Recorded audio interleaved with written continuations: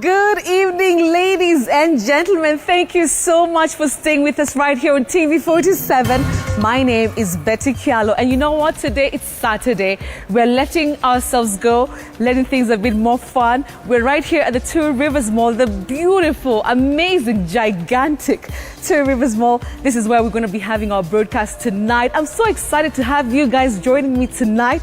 We have a fantastic show. Of course, we have the top stories tonight. But apart from that, we actually are going to be discussing a very sensitive issue. Wacha niwaambie, have you ever been the other woman? So we're going to be talking to Pastor Sue and Alex Mwakideu about this particular. It's very, very sensitive, I know. But you know what? Somebody has to talk about it. I'm so happy that you're here tonight. It's going to be a great 1 hour and a half. So stay with me. Let's begin with the highlights.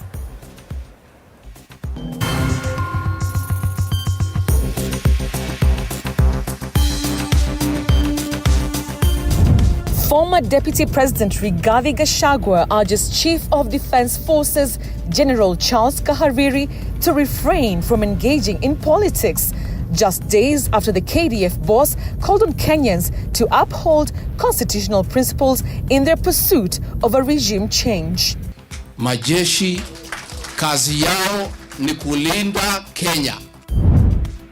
President William Ruto's planned development tour of Mount Kenya continues to spark mixed reactions, with his allies offering their support.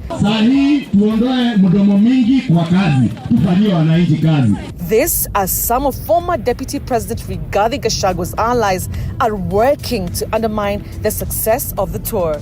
Nimesikia anakuja huko kwetu Nyandarua, anakuja kulaunch project za zamani. Na ni sawa sawa, nyinyi mnajua hata akikuja ile maneno anasema. The National Syndemic Diseases Control Council has issued a warning regarding the growing crisis of teenage pregnancies in Elgeyo-Marakwet County.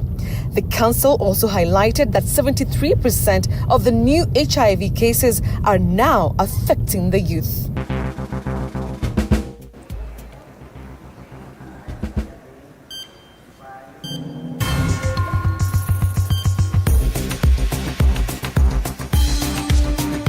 Thank you very much for joining us tonight on Say What. I promise it's going to be a great time here on the show. But of course, let's begin with our top stories tonight. And former Deputy President Rigathi Gachagua has advised the Chief of Defense Forces, Charles Kahariri, to steer clear of political debates, warning that engaging in such matters could tarnish the military's respected image. Now, his remarks come in response to Kahariri's recent comments about the Ruto must go slogans, which have sparked mixed reactions across the country. Our reporter Willie Dennis-Njeru has the details.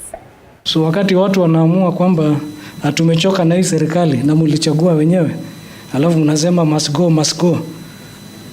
That must go must be done according to the constitution. Si ni kweli? Yeah, so that's why people question kwa nini military inakuwa deployed. We have a responsibility. We took an oath to defend the constitution, to defend the republic. These recent remarks by the Chief of Defense Forces, General Charles Kahariri, have ignited a wave of political reactions.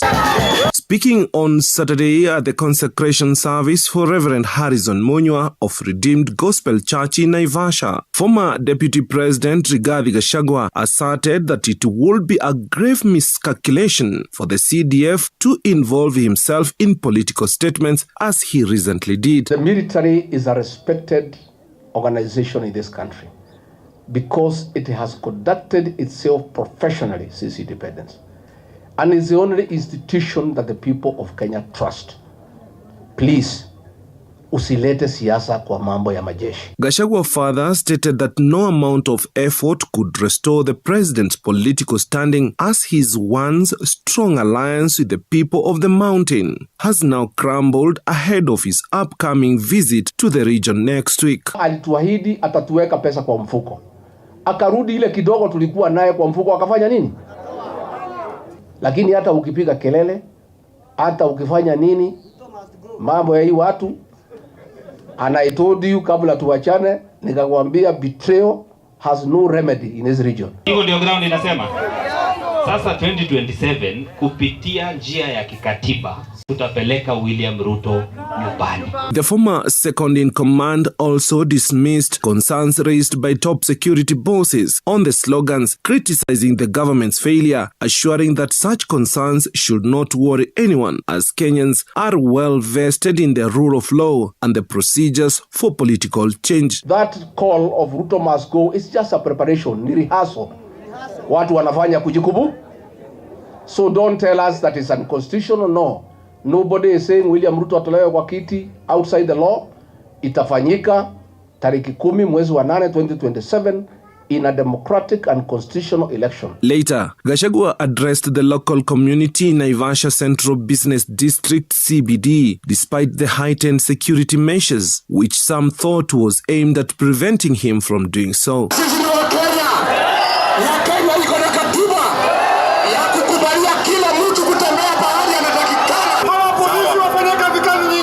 Gachagua and his entourage continued their tour, visiting the towns of Longonot and Mai Mahiu. For TV47 from Naivasha, I'm Willie Dennis Njiru. Now tonight, former Deputy President Rigathi Gachagua has dismissed President William Ruto's tour to the Mount Kenya region next week as inconsequential, saying the region parted ways with the president due to betrayal and unfulfilled promises. Now, Gachagua, who spoke in Naivasha, further stirred political waters in the mountain ahead of Ruto's visit, alleging the government is bribing residents to show their support for the president during the tour. Take a look. With just 3 days to go before President William Ruto kicks off his week-long tour of the Mount Kenya region, former DP Rigathi Gachagua broke his silence on the president's tour to the region, terming it inconsequential due to what he called betrayal and unfulfilled promises. Sababu kila siku ni kudanganya watu na kutenga na kuahidi. Si ndio? Si hata saa hii anajiandaa kutembea huko. Anakuja kusema ukweli ama uongo. Si mnajua? And I told you kabla tuachane nikakwambia betrayal has no remedy in this region. Once umesaliti watu, hiyo maneno huwezi rekebisha. Kweli ama uongo?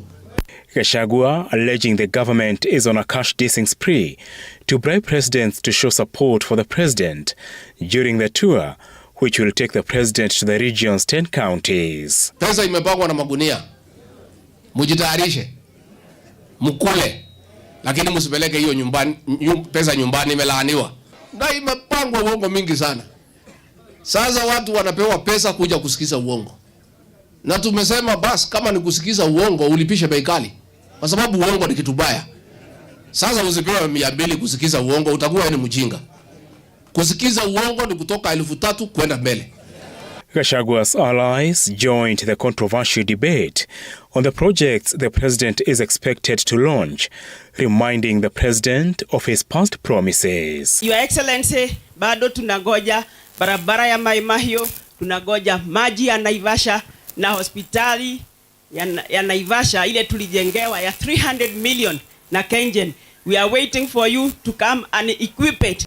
Venye anatufanyia na sisi 2027 tunamtengenezea barabara. Barabara ianze State House, iende Westlands, iteremke Rimuru, ikuje Naivasha, iende Gilgil, iende Nakuru, iende Eldoret, iende Sugoi. Na ikifika huko Sugoi watu wanasema Na ground inasema William Ruto haezi kuwa rais tena. Hivyo ndio ground inasema. Si ground inasema hivyo? Ground inasema William Ruto ananyanyasa watu. Ground inasema hivyo? Nani alitoa Gachagua kwa kiti? Meanwhile, President Ruto's ally Kimani Ichung'wah, while speaking in Igembe North, Meru County, pledged to support Ruto's development agenda despite bashing from critics. Mnasikiaga wakiniita bibi ya Ruto. Sasa mkiniangalia nimevaa linda kweli. Lakini nimewaambia hata muniite bibi ya Ruto na barabara ya Kyallo ipate rami, nitaitika hiyo bibi ya Ruto. In Kiambu County, residents expressed their reservations on the tour due to stalled projects, some launched by former President Uhuru Kenyatta. According to the residents, only the affordable housing program is making progress. Mimi nasema niambia president wetu asiwe kasi ya kuzunguka, ni wakati ya kufanya kazi. Tulikuwa tunaenda unatengenezwa. Hakuna kitu kilikuwa kinauliza mtu.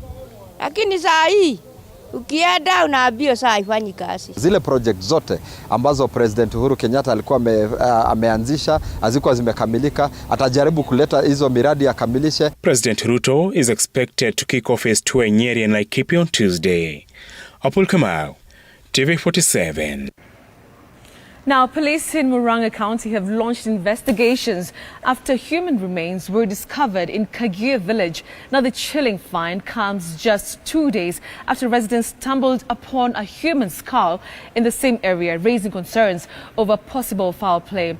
Authorities are now working to establish the identity of the deceased and the circumstances surrounding the discovery. Samira Mohammed tells us more. Take a look. Just 2 days after the discovery of a human skull in Kyallo village, the area residents have been left in shock following the discovery of more remains of a human body on Saturday morning. Tumeteremka pande ya Chania na tukapata hiyo mwili nusu yake, isipokuwa ni mfupa tu. According to the area chief, the search for the remains of the body has been ongoing following the shocking discovery of a human skull on Thursday. Ndio tukashikana na vijana wayudhu wazuri sana wa area hii.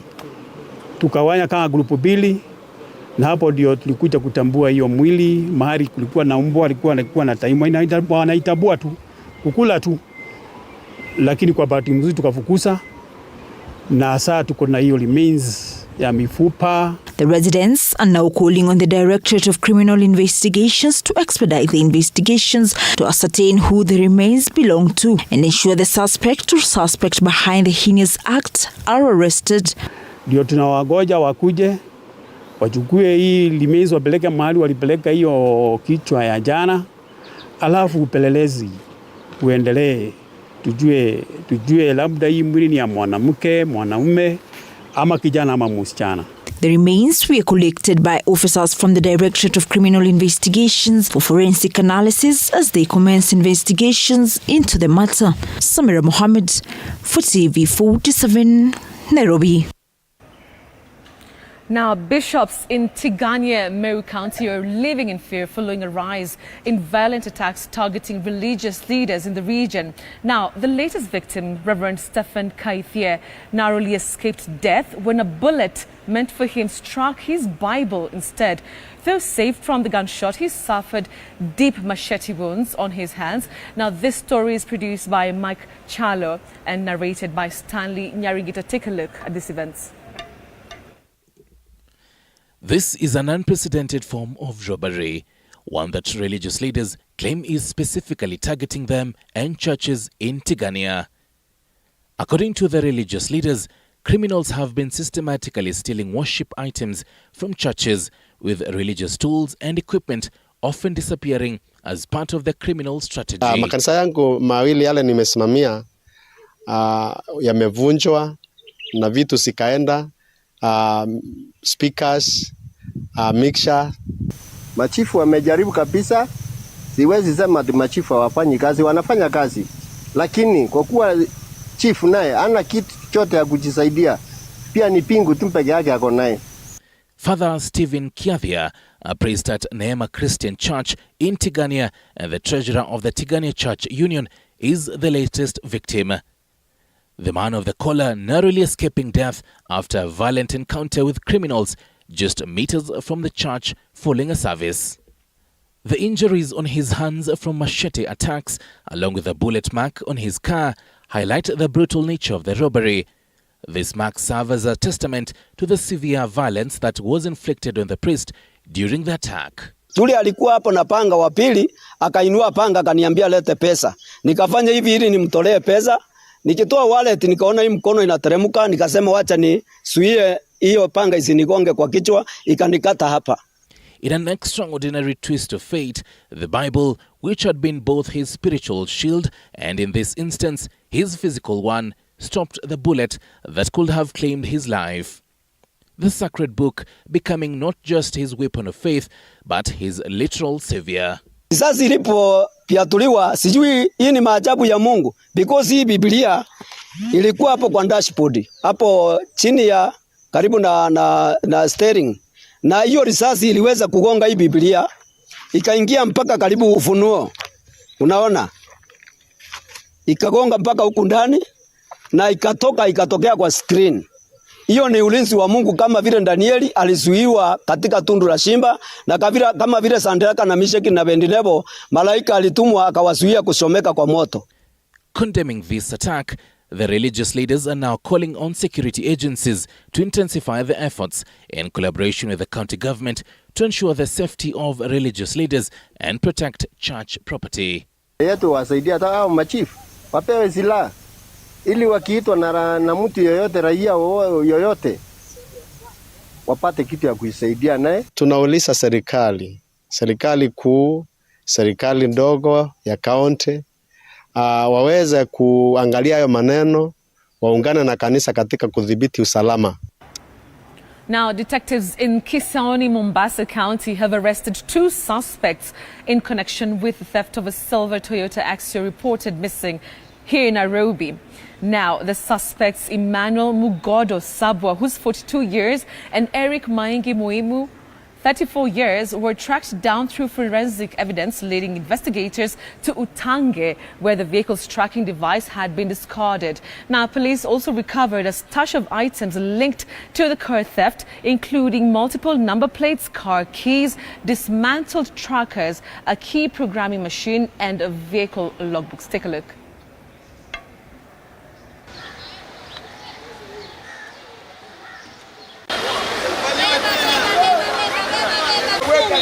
To confirm with my hands that my car is well locked, and then I gave my keys to the caretaker. Unfortunately, in the morning my sister informed me that around 7:30 I am not seeing our car. I was like, no, it cannot be.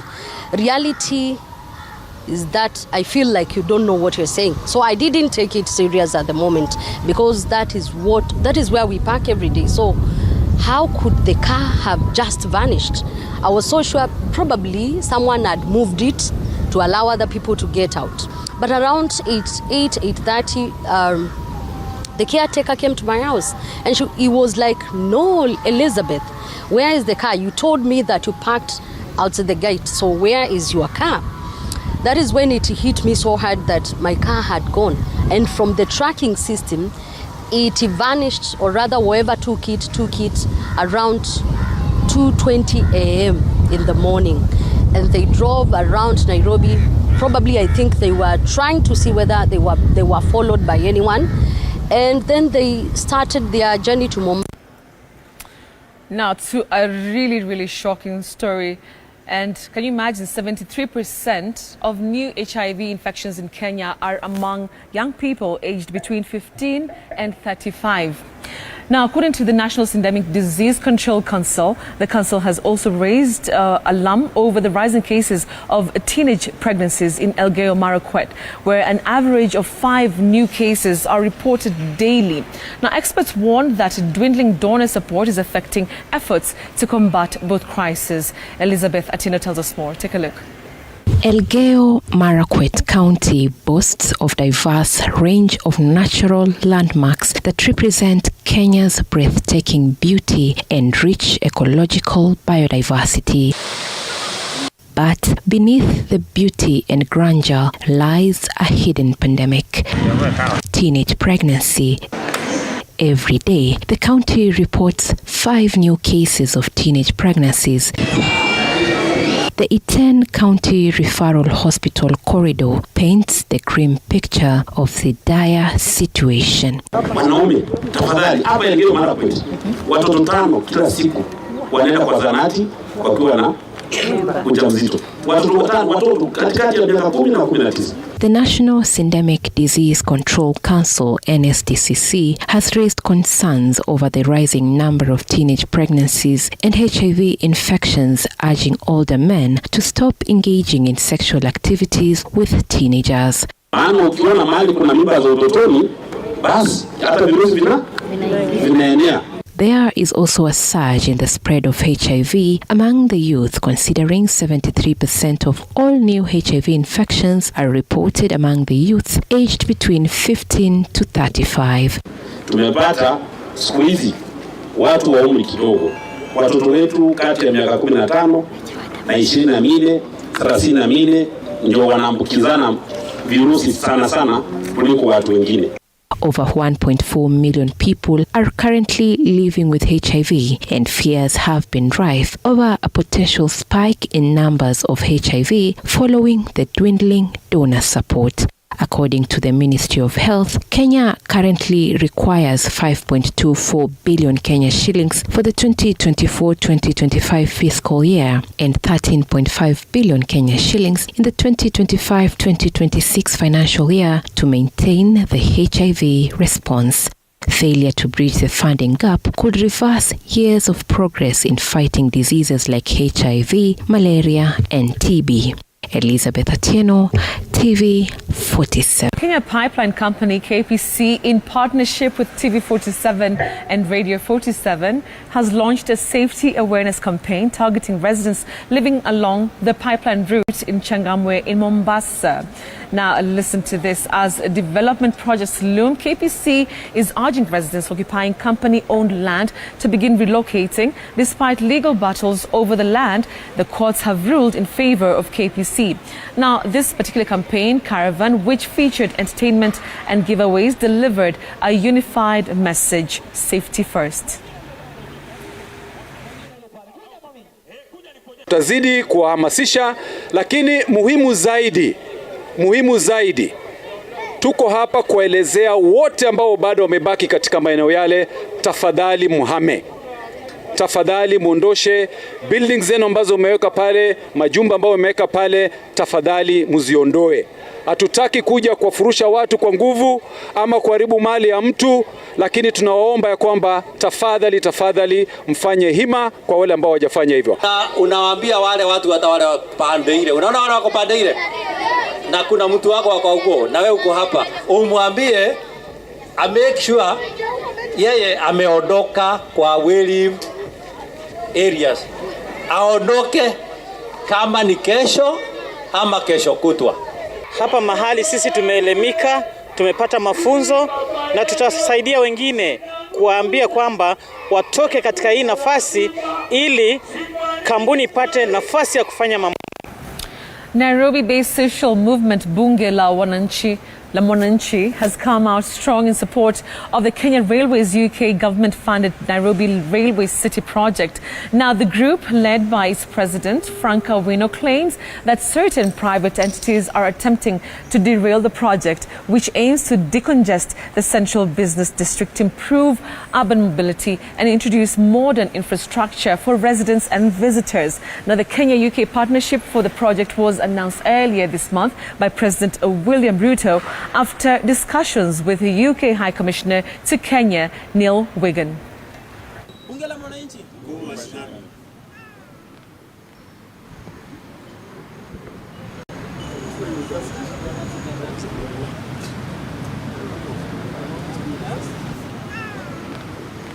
Kuna mradi ambaye ameanziwa ambaye kwa financed by Great Britain na ikasemekana kwamba ni lazima tengeneze railway city. Na hiyo railway city kwenye process kuna watu kadhaa ambao wamejitolelea kama nataka kusabotage ionekane kama hakuna kazi ambayo anafanya. Kwa hivyo tunasema kwamba ikome kabisa. We are saying that the Kenya Railway City project must proceed, and these people who are trying to sabotage it, we are putting them on notice as Bunge la Mwananchi. We are coming for you, and we are going to protect that project until it is complete. We shall not allow in this country a situation where pet projects that are meant to benefit the people are undermined and disrupted by people who are selfish. We have been in the forefront, springheading and trying to campaign for this project. And we have been even trying to tell the Kenyan people the benefits of this project. So we are urging the UK government, vyenye mulikuja Kenya, mkafanya drawing, na mka make sure kuwa hiyo project itaanzishwa. Hivyo ndivyo tunawaomba, sasa zenye hii project imeanza, mkuwa mkimonitor, ndio iendelee mbele pamoja, iweze kusaidia wananchi wa Kenya, tukiwa sisi wote pamoja.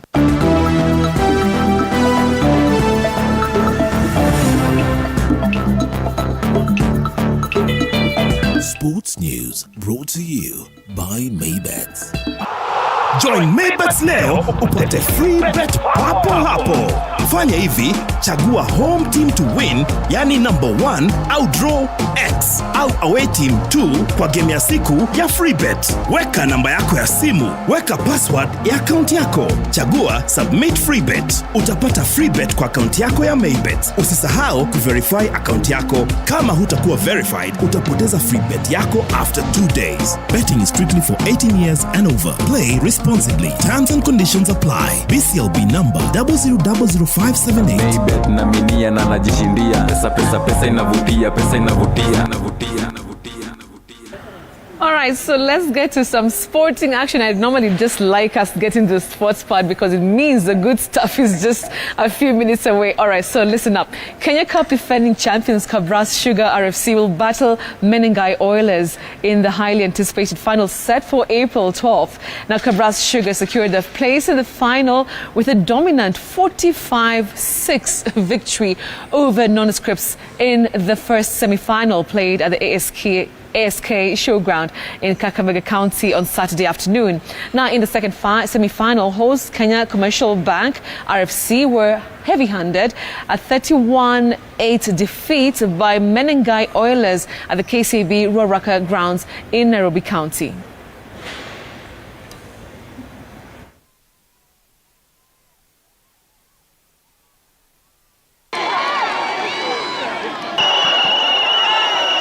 We exited well.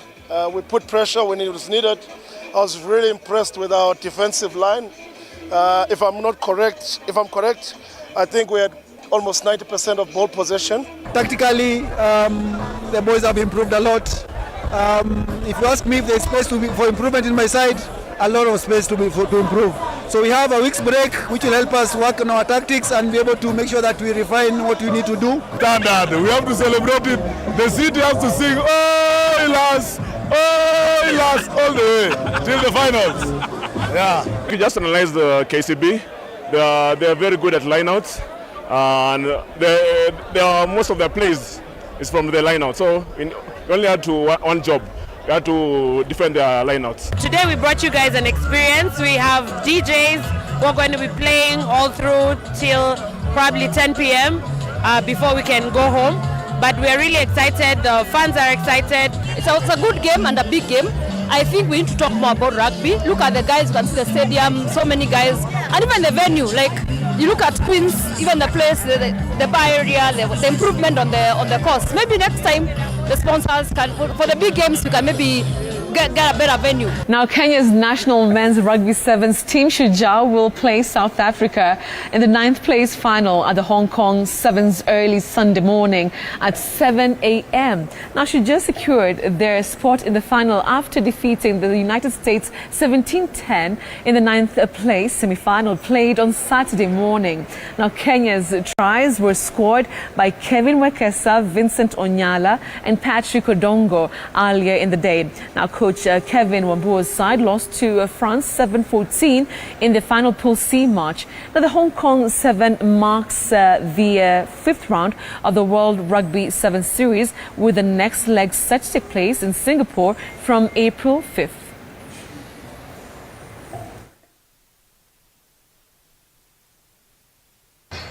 Now there's 3 Kenyans going left, and going hard they are.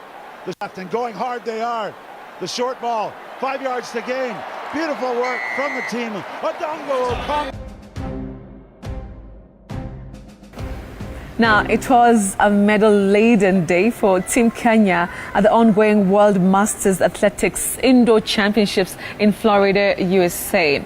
Now, Eric Shikuku set a new world championship record, clinching gold in the men's 3,000 meters race walk M50 category. Millicent Indoro also secured a gold medal for Kenya in the women's 200 meters dash M35 category, now setting a championship record.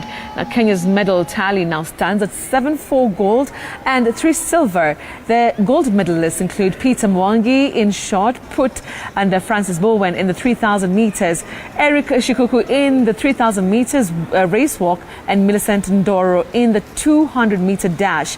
The championship is set to conclude on Sunday. The first time to win my individual race. Sijaipata medal kama si ya teamwork like a race. My first time winning an individual event. I'm so happy. It was easier for me because it was straight. The track was a challenge for me, but I put God first. Mimi niko na furaha mingi sana. Nashukuru Mungu kwa kuniwezesha kupata hiyo medali. Nimeng'ang'ana, siko najua kama nitafikia hapo, but Mungu ameniwezesha yote. Nashukuru kabisa. Kufikia sasa na furaha kubwa sana. Sababu tutapata. Sijui pengine pia rekodi kwa sababu naona mwili iko sawa kabisa. Nimejulikana hata president ya World Masters amepongeza sisi kama timu ya Kenya. Mimi ningesema kwamba unajua kama timu imefanya mzuri, hakuna kitu ambayo inasabanyika, ni furaha tu katika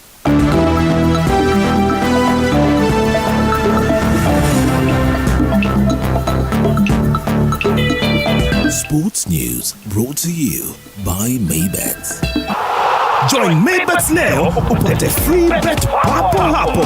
Fanya hivi, chagua home team to win, yani number 1 au draw X au away team 2 kwa game ya siku ya free bet. Weka namba yako ya simu, weka password ya account yako. Chagua submit free bet. Utapata free bet kwa account yako ya Maybets. Usisahau kuverify account yako. Kama hutakuwa verified, utapoteza free bet yako after 2 days. Betting is strictly for 18 years and over. Play responsibly. Terms and conditions apply. BCLB number 000578. Maybet na minia na najishindia. Pesa inavutia, pesa inavutia. So, ladies and gents, this is where we actually, put a stop to the serious stuff. I hope you've enjoyed our coverage tonight, of course, of the top stories. So, you know what? Coming up after the break, hey, nimeona Pastor Sue ameingia, niko like, woi, nitaweza leo tena. I don't know if you've been watching the show, man. On Saturdays have just been so much fun and very, I don't know what to say. I'm always just fearing what she's going to say. So tonight we will be having Pastor Sue and Alex Mwakideu, my very good friend. He's also, of course, big radio personality, Radio 47. And, of course, we're going to be having a very sensitive discussion, like I mentioned when we started the show. We're going to be discussing about, the other woman. I know it's tough, T for tough, but you know what? See you on the other side. Don't go away. Stay right here with us.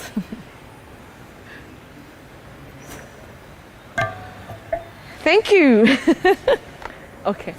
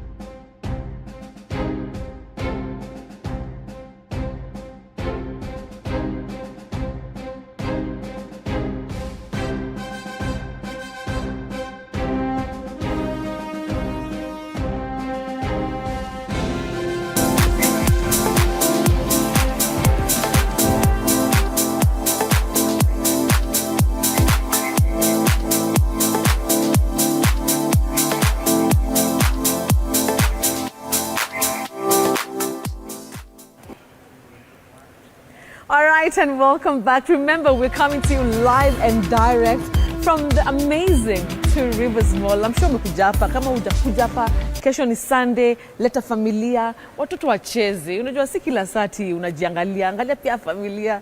Very, very beautiful place. I love it here at Two Rivers Mall. And you know what? My set today, yani, it is so much fun, and I love a joyful set, of course. Let me start from the ladies. Ladies first. Yeah. Pastor Sue. Oh, yes. Pastor Sue. Oh, my goodness. It's Wonderful. so good to see you. Good to see you, my dear. You look lovely. Thank you, thank you. Today I feel like I'm so far from you because of Alex. Please. We need men energy today. Today we need it. We need it. And I've seen Pastor Munene is also Pastor somewhere, Munene is around. as always. Yes. And of course we have the amazing Alex Mwakideu, media personality, radio extraordinaire. Yes. Na nimeona leo umekuja na wife. Wonderful. She's beautiful. Like, she's so beautiful. She's so beautiful. Umemweka yani. Yes. Umemweka yani. Hana stress. Stress. You know, I was so excited to see her. Yeah. Aya, so today we are talking about a very sensitive topic, Mwakideu. Na Joe ni gwiji wa kuongea about the most sensitive things. Lakini today we're talking about the other woman. To you, what is the other woman? First of all, from where you come from. Who is the other woman? Yeah. The other woman is, the one you have apart from the main. Yeah, the other woman is the other one. The other one. Apart from the main. Another one. We also call that the side chick. Yes. Side chick. Tuseme mpango wa kando. Mpango wa kando. Hizo majina ni mbaya. Number 2. Endelea. Unazijua sana Mwakideu. Tuseme, bimdogo. Yeah. Bimdogo. You know, yule ambaye na sometimes unamhitaji sometimes. Unamhitaji sometimes kwa sababu nyumbani kuna stress mingi, kuna issues mingi, kuna nini. You just want to go somewhere kidogo and find your peace there. Yes. You know, so that when you bounce back home, umerudi tena ukiwa sambamba kabisa. Uweze na kanisa. Well, pale unapata ile kitu unapata pale uweze pata kanisani. Uweze pata kanisani. Kuna kasanity fulani kanaingia ukiwa pale. Kuna kasanity fulani. Sababu ukifika pale anajua this man has a main. Yuko na family, yuko na vitu mingi kwa kichwa, so anakureceive. Anakureceive. Anakungojea. Wewe yule ukipiga simu hata kama kunanyesha mvua na ana umbrella anakuja. Unaona? Anavuka expressway. Anavuka expressway anakuja. Na mvua na nini atafika. You know, I make sure kwamba nafsi yako imeridhika na umetulia. And by the time you're done with that meeting, truly your mind, your heart, unasikia umeridhika, umetulia. Then you go back home. Sijui niseme nini. Then ukienda home uko fiti bwana. Pastor Sue vile ameiweka ni kama actually you want to be the other woman and not the main and not the main person, you know. What do you think about what amesema? Yeah, I think he makes a lot of sense because most of the times when a man does not receive peace of mind, you know, the greatest gift a man wants, even a woman equally, is peace of mind. So most of the men opt for a substitute, an option B, and not for anything else but to get that solace and to find that comfort that they need from another woman. Remember, a real man is only attracted to another woman. What do you mean? A real man. A real man. Born as a man, he's only attracted to another woman. What does that mean? Yes. In other words, the emotional womb of a man, when he's down, when he's going through a lot of turmoil in life, he desires the femininity, the feminine, to come and just give him that solace. And so when these men find that to the side chick, then they are likely to jog around. The first wife is that the official wife, but this other woman is for my peace of mind. Because these girls have learned the art.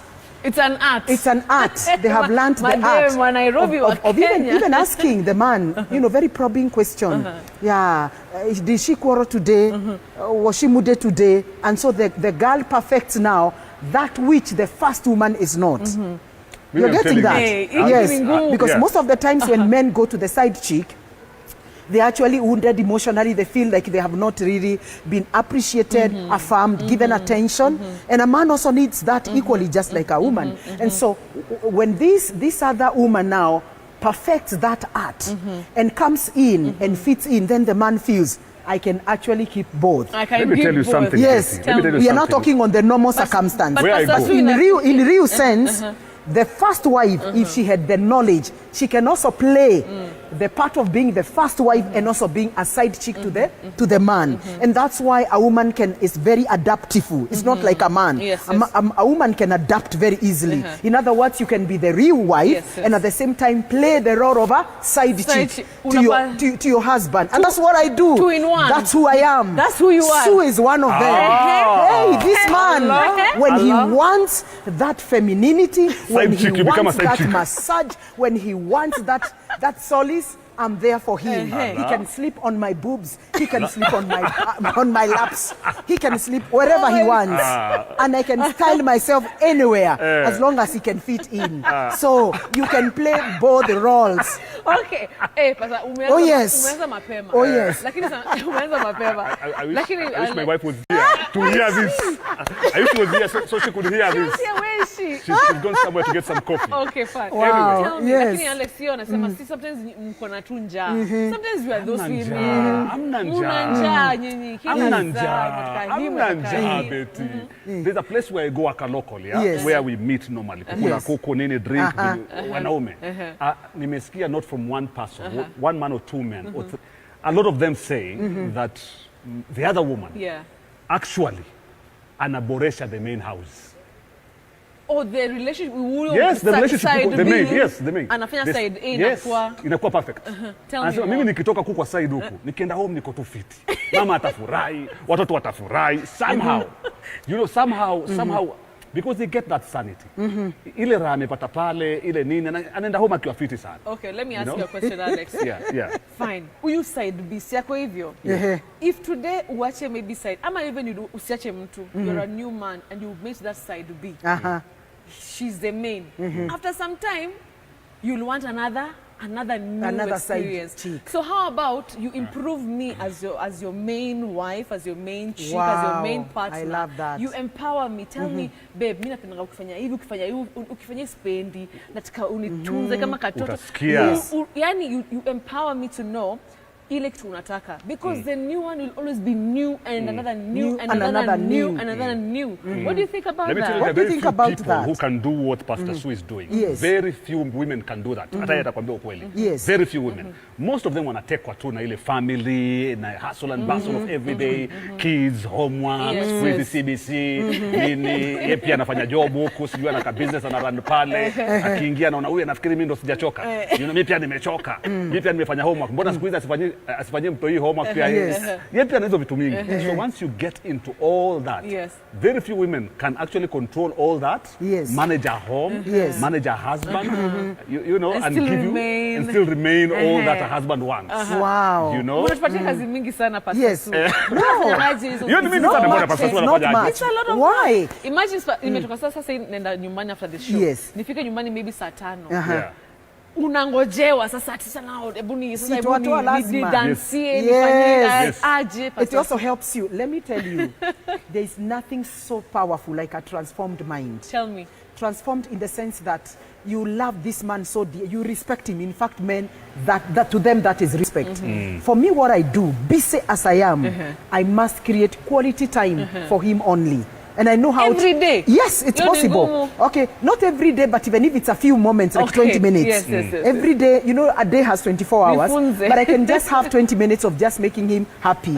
You know, just touch him, just talk to him. For me, I'm very, very romantic. You know, and I know where to touch him because my husband is an introvert, a serious introvert. Yeah, but hataki maneno. And so I knew if I also behave like this family is going to be very boring. So sometimes I'm gonna naked myself and just start dancing for him, and he's like, my dear, I tell him, no, why go to the club? Why go to other places and fight? I'm here. And it's now for us, our children are out of our home. So we are the two of us.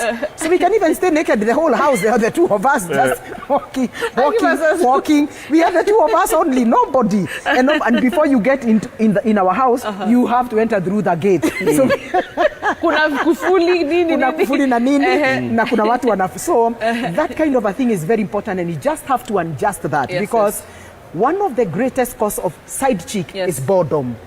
Boredom. They've known that. Boredom, my dear, is one of the. I'm not advocating infidelity. Yes. But one of the causes is that monotony. There's no that newness in this love. Yes, you get the point. Hakuna fun. Yeah, hakuna fun. You are just flat. No, Nairobi juzi, the other day there was a research in Nairobi that said wasichana wengi wako tayari kwa side chick. Imagine. You know, guys in Nairobi are saying we are ready because they've seen there's a gap. There's a vacuum. There's a gap. Wanaume wanalia. Wanaume wameboeka, wanaume tena wako frustrated. So a lot of men have been going out paka wamesema okay. Clearly, we have so many men, so wamesema katika research wamesema we are ready. We can be number 2. Market iko, supply yes, market iko, soko iko, demand iko high. Soko lakini ni chafu. Soko pia ni chafu. Na ni chafu. Let me just divert the conversation kidogo tu. Yes, there's a story that actually we had today. Yes. Imesema imagine 73% of new HIV infections are of ages between 15 and 35. So ukisema ati watu wako ready, bado soko ni chafu. 15 30 no mnawapenda hao. Mabadis ni hao. Wamebeba maugonjwa hao. Lakini mnawataka hao. Yule mama amejeka nyumbani, anakuja job, amekuja nyumbani, amekaa nyumbani. Mnataka wale 73%. Na kule nje ukienda that's a big percentage. It is. A lot. It is. Between 15 to 35 years. Yes. It is. Yes. That means hii kuonja ni mbaya. Condom. Every day. Let me ask you, Alex. Kwani ni lazima? Yani, okay, let's say Mimi as Betty. Mimi, I'm side A and side B. Yes. I have this side and I also have this side. Yes. Do you think you can actually want another side chick? Being very honest, would you want another woman? You have both sides. Yeah, Yes. like I'm fun, I'm serious also in business, work. To be honest, as Alex Mwakideu, mimi nitatosheka. Kama Mwakideu nitatosheka. Huyu kwanza. Kwa kweli. Mimi nitatosheka. Si mami. Mimi nitatosheka Betty. Kwanza yeye na mwashumbe. Ukinipatia zote. Labda mwashumbe. Ukiongea kwa radio, na mwezi tosheka. I'm even happy your wife is not here. No. To be honest, mimi nitatosheka by the way. Ukinipatia both sides. You know, nitatosheka. You know, if I want to go out, I can go out with you because you look like you can go out. Yes. I've come with my wife here. Yes. Because I can go out with my wife. Yes. You know, yet tunaenda naye mandunda, tunaenda naye, tunaenda simo. Yeah. Niko tu zote zote. Yes. Hajajiboesha zile za home, akaamua tu amejiachilia. Kama sasa ningekuwa siwezi na naye. Mimi napiga chuma. Nataka kukaa fit. You look good. Nataka Actually, kukaa. both of you guys But look then really you good. very smart. So ukijiboesha sana pia inabidi nianze kukuacha. Yes. And then I love to look for someone else I can go with some places. Somewhere else. Mahali wanaume wamekutana. Yes. You know? Yeah. Pastor, so do you think Pastor Munene maybe would eye another person? And what would you do? Maybe mtu anaona ako like mimi saki bwanangu aende aangalie Betty ama angalie sijui nani nataka tu aniangalie mimi. What do we do? Thank you. A very good question, Betty. I want to say this. Side chick hukam wakati mko na conflict. Na badala ya usikize mume wako, unatafakari ni nini utamjibu na vice versa. Kwa sababu maneno. Wakati mko na conflict, ujue wakati huo ndio mtu anakuanga the real them. Ule kabisa. Kwanza ukiona mtu amekasirika, mzee amekasirika, mama amekasirika. Sasa that's when they verbalize who they are inside. Yes. And that's where I could get those things from Munene. Me, I don't like when I come home, nobody recognizes that I have come. You know, it's my children who come. So I'm, I would say, so most of the times, and I want to speak to every woman who is listening to me. Listen to your wife, listen to your husband when you guys have a conflict. Anakupatia Mwakenya, ili uanze kujipanga. You're getting that? Yes. I don't like when you come, you are angry just because tulikosana asubuhi. Sasa umebeba hiyo hasira mpaka jioni. Now, why are you this to me? You know, hapana, you know hata wewe. And then I say, So hiyo kukasirika the whole day puts this man out. But when the goings are good, you might not really understand what this partner really wants. So for me, how I came, we never began that. We actually were just ordinary like any other Kenyan. But when ours was terrible. And so vile nilipata Mwakenya wa Munene nikajua wakati amekasirika anaanza kunizungumzia mimi. So I will not just listen to understand. I will not listen to answer him. That's powerful. That's powerful. I like that. Listen to understand. Listen to understand. Kwa sababu huyo ambaye ana complain hii malalamishi yake nikiishika vizuri alafu ni turn for our good, then he will be settled. And so that's one of the things that I noted, especially when he's upset. Yes. Nikarealize hii mambo yangu ya kukasirika asubuhi na ipeleka mpaka jioni, nikifunga nguo mlango nimenuna, hata nikimpatia na muuliza kwanza body language unakula. Hata naona kama ni poison, unaona niambia sikuli. Jua nashindwa kwa nini nimewekwa kwa hii chakula. Na kona njaa, you're getting that. And that's why you find some men are to this extent because of that tension from mama. He makes sure after he's put food, he gives one of the children a bite. Because he's not trusting, because the home is so toxic. And so a woman, much more as a man, also plays a very important role to loving the wife. The wife must create this environment that the man feels safe for his emotions. So for me, haijalishi kama Munene tulikasirikiana asubuhi, akikuja jioni, me I'm a different girl. I'll greet him, how was your day, nimu explain how was it, nikamwambia sawa, lakini jana dad, guy, dakika 5. Mimi nani sasa umeleta nini hapa? Namwambia guy dakika 5. Ai nini hapa na Mr. Akizo dakika 5. Ananiambia no wonder. And I sense that. You see now nimemprovoke. So anajua next time ajitahidi at least aende 7-10 minutes. You getting that? Because the word of God says the word of God says in the book of Deuteronomy 22:29 that it watu wa humble a woman. Have you ever seen that verse? It doesn't humble a man, but it humbles a woman. Ukipata mama ambaye ako na hasira sana, hasira mingi za wamama zinatokanga na toa. Hakushiba. Na mtu ambaye hajashiba unakuta ya kwamba ako na hasira, ako na mood swing, juu kuna kienergy huja release. Kuna kienergy akijaenda kwa hewa. Umesema ni dakika 10 kushiba. Yeah, at least 7 to 10. You know, before 10, remember there was 15-20 for preparation. So hiyo iko sawa. Okay. Lakini huyu wakukuja pa. 10 minutes is not enough, please man. 10 minutes is not enough. Yes. So nilikuwa nasema yani isikue ati yes, much more as we say that a woman still has a role to play. So mimi naambianga wa mama hivi, jaribu to make sure the emotional womb of your husband is okay. For me, if there is a couple that have many misunderstandings on a daily basis, is I and Pastor Munene. Kwa nini? My husband, though he's an introvert, he's a very firm man. And me, I'm a very strong-willed woman. So the two of us, we collide a lot. But one thing we do, we practice every time, and this has really helped us. During that confrontation, we practice kind words and kind actions. I love that. Not rudeness. Who do you think you are? You keep hurting me. Another day you also do. I don't do that. I just tell him, Dad, I just feel you're not sensitive to my needs. I just express myself like a woman, not like a man. You get that?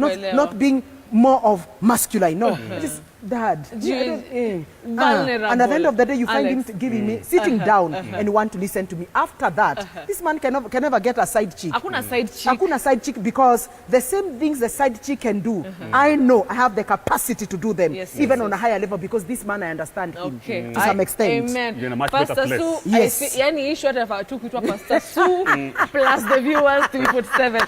Alex, actually niulize. Somebody is watching, like this show is watched by very, very many people. Yes. Kuna mtu anachukua hii conversation very seriously. They're like, you know what, I don't want my husband to actually do this. As a man, what can that woman do from a man's point of view? Ile yani, acha tunaweza kosana, inaweza fanyika, lakini bwanako anarudi nyumbani. Mtu wako anakupigia bado simu, anaku-message, sweet to you, na aende kutafuta huko nje. Because mwaneo 73% it's crazy. It's crazy. Number one and the most important, the biggest of them all, is amheshimu yule mwanaume. Amheshimu yule mwanaume. Amheshimu. You know? What does that mean? Respect. You see, vile Pastor Sue anasema ukiingia kwa nyumba, unampokeaje? Kama unamheshimu, kama ni mfalme, kama ni king. Mwanaume, you know, that's my empire. That's my home. That is what I'm building. You know, I'm the vision bearer. Mimi ndio yule msena najua hii nyumba inakwenda vipi kila. Sasa wewe ukiwa mtu ananisupport, wewe ukiwa manager unaniheshimu, nikiingia unajua basi. Mzee wa nyumba ameingia. Mwenye na control nyumba. Mwenye na vision hii nyumba. Mwenye anatulisha, anatuvisha, ana mpango, ana plan na kila kitu. The leader. The leader is here now. You know, so you treat the leader like that. Kama Rais Ruto tu akaenda mahali. Kuna vile tu watu wanatingika kidogo. Rais wa nchi ameingia. I love that. Rais wa nchi ameingia. So akiingia anapokelewa aje, unamuongelesha aje. Thank you. Sasa ukiweza kumuongelesha kama ambaye tena wewe ndo unataka kuwa kichwa, wewe ndo unataka kuwa leader, mnashindana, unampeleka mbio, anasikia frustrated sana. Because every man wants to feel like they have their own empire somewhere. You know, anaka empire kake, ana mali, ana lead, kuna mali ana control kidogo. So ukimpa hiyo control atatulia, atajihumble sana. And I tell women most of the times hata kwa ready, wanawake hawajui. Mwanamume hiyo ndio issue yake tu. Hiyo tu. Unampa kitu kidogo tu. Hiyo tu. Anakupatia kila kitu. Just give him that. Are you sure? Yes. Like if I respect my man and do all those things, atakuwa na side chick. Men are visual beings, right? Yes. Mimi ni mrembo, lakini kuna mwingine mrembo zaidi kunishinda. Alex atakuniambia nikimrespect mtu wangu, ataangalia msichana mwingine. Ukichezea part fit akiwa nje, na mimi nakwambia kama mwanamume sasa, hata nikiwa nje hivi nipate na mtoto msafi. Namwangalia kweli ni msafi, na mimi napenda mtoto msafi, figa nzuri, napenda mambo mazuri, mambo yamependeza vizuri, rangi na imekubali. Nashangaa yani nikifikiria home mke wako wako pale nyuma ya kamera. Yes, I know. Ananijua. Wife anajua paka test yangu. Anajua paka test yangu kabisa. Yes. Anajua test yako. Anajua test yangu kabisa. Hata kwa gari tunaweza kwa gari tunaendesha hivi, ananiambia najua. Yes. Hii ndo unaangalia, anajua. That's friendship. I would see that, but still nikikumbuka nyumbani vile nakuwa treated. Hiyo inaanguka tu kwa tumbo. Hiyo roho inaanguka tu kwa tumbo tu hivyo. Nasikia tu nimetulia. Nasikia niko satisfied. Respect, that's number one. Yes. And of course that comes with the way you serve the man, the care, the way you receive the man. Chakula unampatia namna gani, unakaa naye, unampatia time yako, mpatie time yako. You know, sio watoto tu. Hatuwezi kuwa kwa nyumba wewe hauna time na mimi, wewe time yako tu ni watoto. Kila saa story tu ni homework, story tu sijui ni CBC, story tu sijui tutoe shule twende shule nyingine. Ni kama imekutraumatize. No, twende shule nyingine. Imekutraumatize CBC. Basa sumesikia naongelea CBC. I'm telling you. Wewe sielewi, mtoi wangu wa grade 1 amekuja kuletea homework ya CRE, ananiambia ni nani alipalishwa koti sijui za makalas. Koti za makalas grade 1. Ni nani by the way? I don't see. Ni Joseph. Ni Joseph bana. Yeah, Joseph. Mama zena. Grade 1 anajua mimi. Sijafika hapo na mtoto wangu. You know, I remember in class 1 I did what which of you two. Yes. So anyway, such things, hata kama kuna watoi, hata kama kuna kuwalisha, hata kama kuna shule, hata kuna nini, you know, we must create time. Like my place, watoi wanalala 7 ama 7:30. 7:30 bedtime. So that me and my wife have our own time. Na kuongana time yetu kwa nyumba sasa tunacheza. I love that. Tunajuana ni aje sasa imekuaje. Kila siku. Tunaenda kwa backyard pale, tunachill, tunapiga kama ni drink yetu polepole pale. Tunafanya mambo mingi pia pale kwa backyard. Tunabambia inabamba. Unacheki? Ile maneno yako pasta. Inabamba. Watu hiyo shalala every day at 7. Sasa wanajua tu made na buda. Maneno yao sasa inaanza 7:30. 7:30 inaanza. So your time ni muhimu sana. Okay. And that means your wife now gives you time, you give them time, you remember who you are, where you connected, you remember the first love, mnai-create, kila siku ina build tu. Hiyo hauwezi kusumbuliwa huku nje. Hakuna kusumbuliwa. I love that. Now, wewe tutemesha huku nje. Hakuna tutemesha na mabadi wa Instagram, mabadi. Unaonanga ipasa mzuri. It's true. Uogope pasa mnena kwa Instagram, mabadi usikizi wana tumbo wanafinya huku. Unazama hata kwa DM yangu, anaingia kwa DM yangu. Unaangalia kwenye DM, unaona kwenye DM. But sasa unajua sasa ndo nini? Yani umetosheka. I love that. Na umeshiba. Na umeshiba. Aya guys. I think I'm really enjoying this one. I think we'll be here until 11 p.m. So we'll take a short commercial break, but tunarudi because kuna another angle nataka kuintroduce, but don't go away, we'll be right back.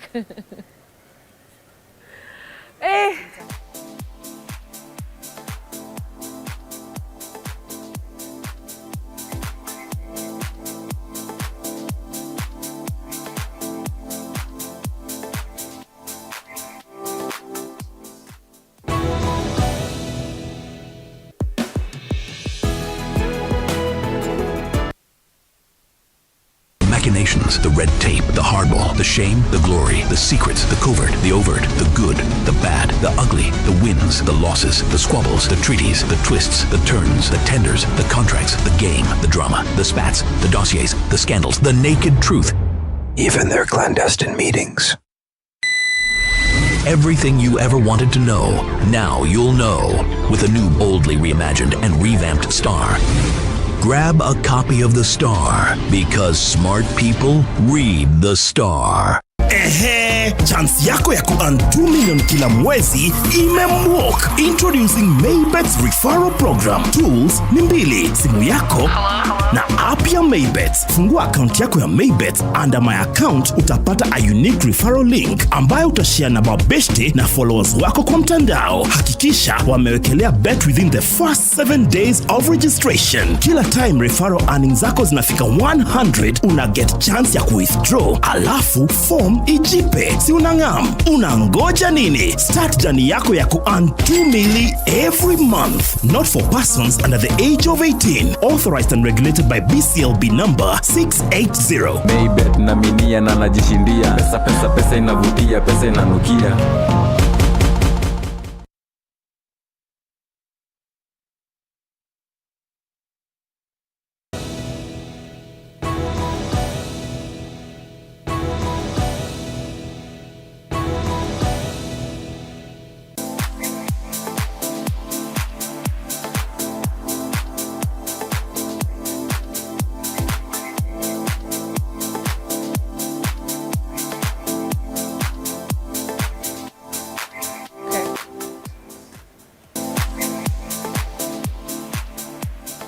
And welcome back to Say What? Say what, Pastor? Say what? Say what? Say what? Nakwambia leo yani Pastor unanishoking na hivi nikifikiria tumefika mwisho inaenda tena.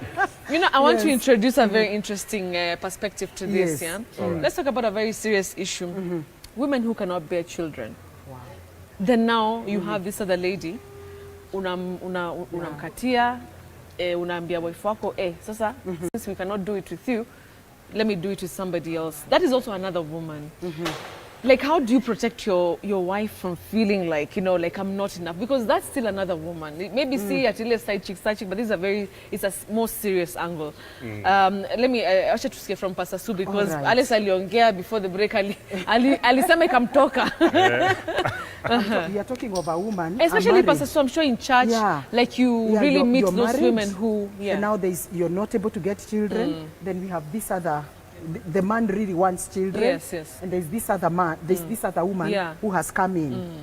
I think that it's more to the man. And also having talked with your wife and what you agree, especially now, kama mnataka watoto. I have seen people who have been married, alafu akakosa mtoto, then this woman, they agreed with the husband to get a woman who can get children, but still sustains this other woman. But the challenge is, ni kama mwanaume hawezi penda wanaume wawili mara moja. So unakuta huyu ambaye ameanza kumzalia ni kama upendo wake unakuwa mingi. Sasa. You get that? Because all the women I have found, wananiambianga, we talked na nikamwambia, will he still give me time, anipe wakati tukue pamoja. Vile tu tulikuwa pamoja kabla even watoto wengine waje. Lakini ananiambia, after now marrying this other woman and getting children, you know, now it seems like he wants to spend more time in this home where the children are more than. So, and she feels uncomfortable to go to this other woman's house because she feels a stranger. And so it has its own challenges, but I think it's all to the man to be able to balance. Because now the two women needs your attention. Your children from the other woman needs your attention. It is not easy. It is not easy, it's not easy. Yeah, because now the first woman begins to become bitter. Ni kama vile tu Bible inasema wakati Sara aliona hapati mtoto, akasuggestia Ibrahimu apate mjakazi na wapate mtoto. Wakati mtoto alizaliwa, ni kama Ibrahimu moyo wake ulienda kwa huyu Haga. Mpaka ikafika mahali wakaanza kugombana, mpaka Mungu akaambia Ibrahimu afukuze huyu mtoto mwingine. So it brings such a rivalry because two women keeping them together unless they are really apart. Because those things do happen, but I have always found this the first wife regrets for that choice. Sasa kuna baby mamas. Sasa uko na watoto wako, familia yako. Sasa ukuja huku nje nini huku ukadunga msee, you know, ball. It sounds funny, like So that's also another woman, and that is happening in so many relationships right now. Unapata mtu uko na wako, lakini kuna wengine kama you know, sasa sema which community inajulikananga na hizo vitu lakini naijua lakini unaijua kuna community fulani na kuna mtoto huku Siaya, Webuye, nini Nairobi. How do you balance, you know, as a man, how do you balance love between this person and somebody who also has your children? I tell men one thing, hakuna kubembeleza hapa. Sikiza nikwambie. Usikue mkali na sisi bwana. Isho sakali watu wakali. Listen, mimi I've been around the world, right? Yes. Mimi nimeishi maisha. Nimekuwa kwa hii life. Naielewa sana. Na niko na washikaji tu wangu wako tu katika hii dunia. So mimi nikikwambia na kuambia kitu ya ukweli. Washikaji ni nani? Washikaji ni marafiki. Washikaji pia ni washikaji marafiki. So now I'll tell you this from the man's point of view. Na ni true story. Na mimi nawaambiaga hivi. Be a man enough. Kama umpata mtoi nje, hakuna mtoi wako, forget about the woman kidogo, forget the women kidogo tu, mtoi wangu yoyote haizi ishi kisiri. Kama kuna watoi wanaonekana kisiri, they can't be a secret. My child cannot be a secret. What do you mean? I love that. Akina Zemi, my daughters are called Zemi, Tanya and Naya. Beautiful girls. The same way, if I was to have another child, bet you would see that child. You would see that child. Utamficha huko si vizuri. Ama unaishi huku au unaishi huko mahali chini. No. If you decide to start a family, that's a family. When there's a child, that's a family. That's why ukiwata mpango wa kando, watu wengi huwa wanajaribu usipate mtoi. But ukipata mtoi, huyu mtoi lazima aishi vile wale watu wengine wanaishi. Watu wajue, Mwakide wajue my brother has a child here. So ima bro hata kwa nyumba si uulizana. Zabu vipi kuna mtoto mahali? Hakuna jamaa. Unaulizana? Please kuna mtoto mahali? Hakuna. Na wananiambia akiwepo nitawaambia. Na mtamjua kama hao wengine. Si ati unaona zile funeral mtu anakuja mtoto sio ametokelezea wapi. Then again unasikia mtoi yeye anasoma ile shule ya public, hata watoi wako anasoma shule private. Mtoi hujui kama amekula sukuma ama amelala vipi. Hana makosa. Hiyo ni starehe zako. Once you bring a child into this world, this child must live the same life the other children are living. Na watu pia wamjue. Birthday vile una celebrate ya huyu unaenda ka celebrate birthday ya huyu. Post Instagram, Facebook, huyu kama ni to Rivers party ni huko to Rivers.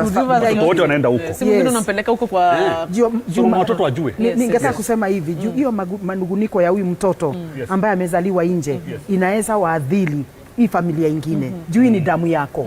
So I'm very happy with that. Please, if you are a man there and you have a child, take personal responsibility, but make sure you have talked to your wife. And this is what I tell women. If peradventure tuseme Pastor Munene alikuwa na mtoto kabla nioe, basi nastahili kujua ili na mimi nisaidie huyu mtoto. Wasisaidiane na huyo mwingine juu. Wajua walilala pamoja so inaweza kufuka. Sasa mimi nitaingia hapo katikati. Inaweza kufuka we. Hiyo you know. Maybe alikuwa iko better zaidi. Yes, and maybe alikuwa better than me. So I tell women come in between. Come in between. Take care of this baby. Kama huyu mzee hana pesa na mama yule mwingine hana pesa, ingia ndani, lipeni school fees. Make sure huyu mtoto ako clothed equally like other children. Please don't mistreat this child like a lesser child. It's a curse. Mtoto wako, hakuna mtoto anastahili hata kuumia. Hata watoto wangu wanawaambia, peradventure vijana wangu nawaambianga, muende mzalishe huko nje. Na utaki yo mama kabisa, utaki yo msichana, please let us know with your father. Hatutaki damu ya Munene ianze kunugunika na kilio huko nje. Tukiwa hapa na tuko na uwezo wa kulea huyo mtoto. You're getting that? So we have, and I keep telling my sons, even when you get a child with a lady, never think of an abortion. Please don't abort. In this family of Munene, we are authors of life. Bring that child, tumpende, lakini sio kupeleka mtoto kwa children's home. Well, we are here and we can be able to bring up. Now huyo ni mtoto wa mtoto wangu. I have told my sons, but not that I'm encouraging them to have children outside, but peradventure.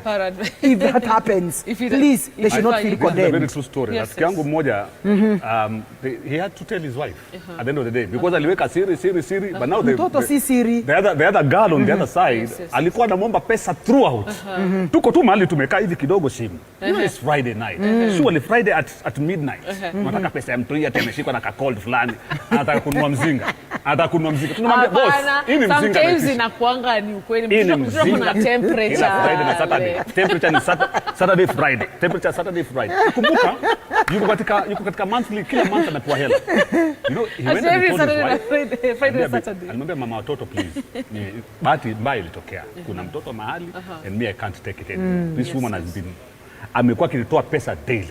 So from today henceforth, wewe utakuwa unaongea naye. Wallahi. Yes, you'll be talking to her. That's a wise man. Wewe ndo utakuwa na mtu. So wife na the other woman wana communicate. Yes. Talk to mama nani. Ati can you send me nini? Mnafanya vibaya nyinyi wanaume yake. Now that woman was ati unataka nini? Nataka pampers. Pampers gani? Wewe kwa nini pampers zingine zio? Why those ones? You know, hizo pampers tulibai last time. Zilikuwa ni ngapi? Ana calculate because anajua. Anajua anasema hapana ziko bado. Hazijaisha. So sasa hivi vumilia nazo wiki mbili you will get other ones. So aliwa connect. Na akaishi peaceful kuanzia hapo. Lakini nyinyi wanaume mnafanyanga vibaya sana. Yeah, lakini hiyo ni vibaya because kama tumeoa kama vile tumeoa na Pastor Munene. Alafu nisikia kuna side chick. I think I don't think it would go well. I think Pastor Sue you're me, I will be really hurt. Yeah, but you know it's really hard. Let me speak the truth. Yes, tell because us. I try all humanly possible to make sure I meet his emotional need and physical need and also even spiritual needs. You getting that? Yes. So hearing there is another woman, it hurts. It hurts. Goodness, it hurts. Okay, kama nilimpata akiwa na watoto before, basi hiyo ni sawa. Kama nilimpata akiwa na watoto, alikuwa na side chick before. Lakini sasa tuko pamoja. Mbona uko na mimi nikipata side Charlie? You be okay with that? Ikifanyika makosa naombe msamaha. Makosa ifanyika na kuja naombe msamaha. Lakini must be accountable to somebody else, not only me. We must have another third party, a mediator. So that peradventure kama ananizoea sana na mstaki kwa huyu mtu ambaye sio mtu wa familia, mtu ambaye ni authority katika maisha yake. Lakini mbona unatoka nje? Mbona nini unatafuta? Na huwa tumesema mara mingi sana. Tumesema hivi my brother ya kwamba asali ni asali.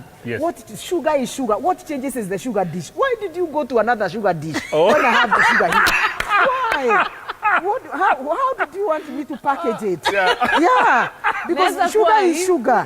What changes is what? Sugar dish. Mbona ukavutwa na hiyo sugar dish ingine? Ni nini hicho? Si niambie bwanangu. Nirekebishe. Yes, because now because cheating also. Cheating can be, it brings such emotional hurt. It could destroy and sometimes it can destroy marriage. Sometimes it's kwanza women we are not able to heal. Even the twatwa we are not able to have the same experience again. It's like it changes. Kwanza ukisikia you are being shared. Yani shared. So we have to wrap up. Pastor Sue, I think 22 home pamoja tuendelee na hii maneno. Alex, your last words maybe. Just 30 seconds about this thing. The other woman. Number one, for the man, create a queen in your wife. Exactly. You know, create a queen in your wife. Treat her so well. You know, give her your best. Give her your all. Yes. You know, then that woman automatically she'll give you that which you're looking for. Exactly. You know, Bible says, kile Biblia inasema kwanza submit and then men love your women the way the church loved. I mean, Jesus loved his church. So hiyo inaendaga tu hivyo tu. Wewe unafanya na yeye anafanya. Na mnasonga mbele pamoja. Create time for yourself. Make her a queen. Win her. You know, and that's Simple, Sindio. Wow. Sindio. Pastor Sue, last words as we... short. Yes. Can I give my number? Yes, please. Actually, last week, watu wanataka namba yako because ya ile maneno ya ile shida. Ile shida. Yes. I want to give my number if you want to reach me, if you have any challenge with your twatwa. Why are you winking? If you have any problem with low libido, all those things, premature ejaculation, come and see me. We're going to see you at Clay City Medical Center at Kasarani and treat you. My number is 0712 265 746. 0712 265 746. And that's my personal number. No one picks it. You can call me until midnight. Then after that, we can go for twatu. I want to say the last word. This is my last parting word. My last words, my dear. Yes. Listen to me. All the people who are listening to me, listen to these words. Dating a married man, dating a married woman is like driving a parastatal car or a government car that will never be yours. Get your own. Get your own. Wacha tumemaliza show. Msidrive maparastato huko nje. Parastato car. Inarudi tu kwa office. Ile siku utaambiwa it's over. Na ndio rudisha. Outside. You know, I hate to finish this. I hate to finish this show Oh, this is my camera. Thank you, Nick. So, Nick, thank you so much. You've been a fantastic director with Emmanuel on the other side. And to my lovely guest, of course, Pastor Sue. Wow. Nasikia tu kichwa ina explode. And Alex. Thank you. Hey, manze, you need to be coming on He's this a very show. wise man. Very wise. We need tunataka some nuggets from him. Actually, that's not tumalization. Tumalization ni kama. Hata sijui nikwambie ni. Thank you for coming, Alex. Tumalization. Thank you so much for watching TV47 tonight. Say what? Say what? Say what? This is the show every Saturday. Thank you so much. I'll see you again on Friday and Saturday. Thank you. Inshallah. Good night. Good night. Good night. Oh, that was so good. Oh, my goodness.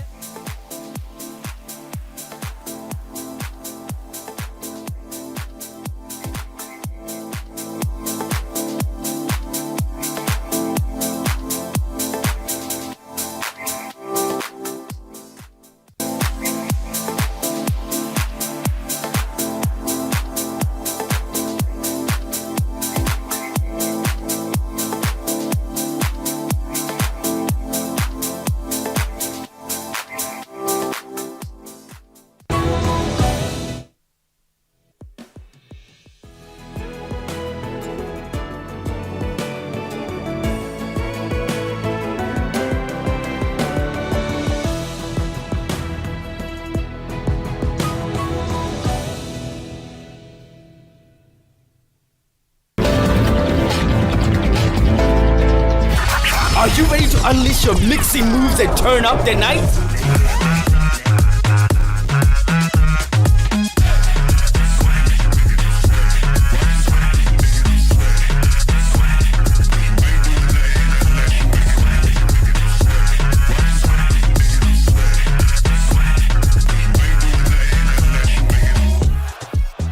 Radio 47 inavuma ndani na nje ya nchi.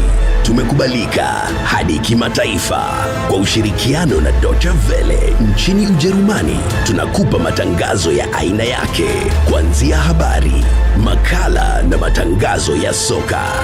Radio 47 na Deutsche Welle, idhaa ya Kiswahili nchini Ujerumani. Hili ni bonge la ushirikiano. Radio 47, tunavuma na bado hapa ndipo.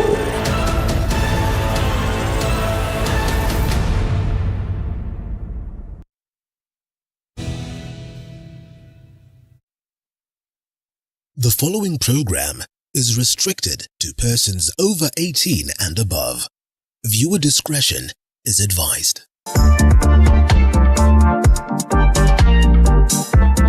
Ire Vibes, brought to you by 1xBet. Want free bets?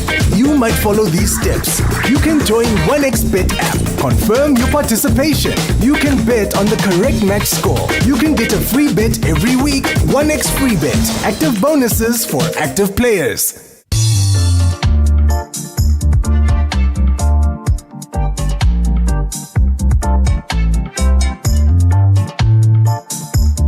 Shut up, boy. Shut up, boy. Shut up, boy.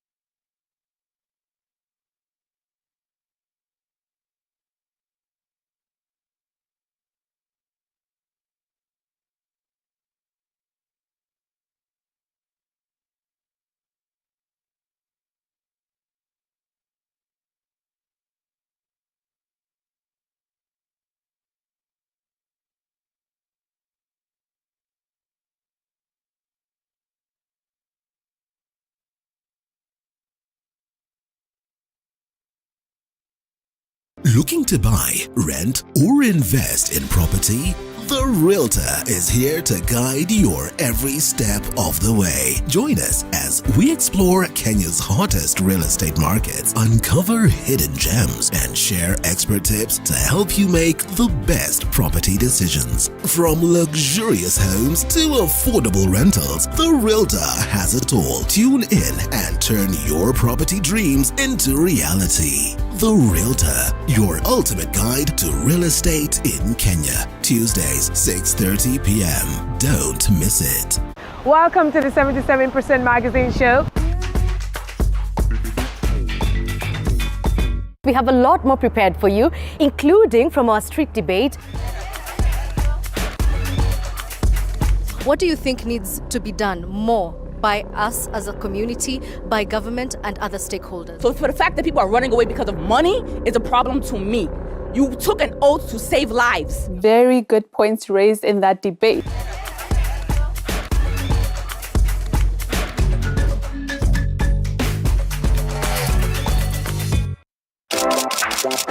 This is Kenya's #1 talk show, Dr. Fureke tonight. My name is the Eagle himself. Dr. Fureke is my name. We are flipping the script, but guess what? Or should I say, guess who is taking over tonight's show? Anyway, furahia umekaa na kasipuni. CP unit ni Punet. So you guys knew about Piga. Sawa basi. Sema, that I'm giving the whole time. I don't want to go back to brokenness. Never. I just love the high life. Siwezi taka kuimagine ati nimesota. You'll have to watch to find out. Tune in every Wednesday from 7:30 p.m.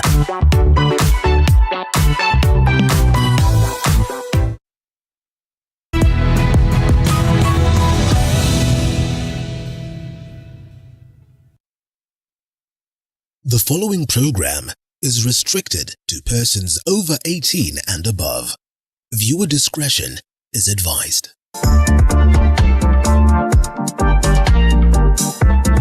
Ire Vibes, brought to you by 1xBet. Want free bets? You might follow these steps. You can join 1xBet app. Confirm your participation. You can bet on the correct match score. You can get a free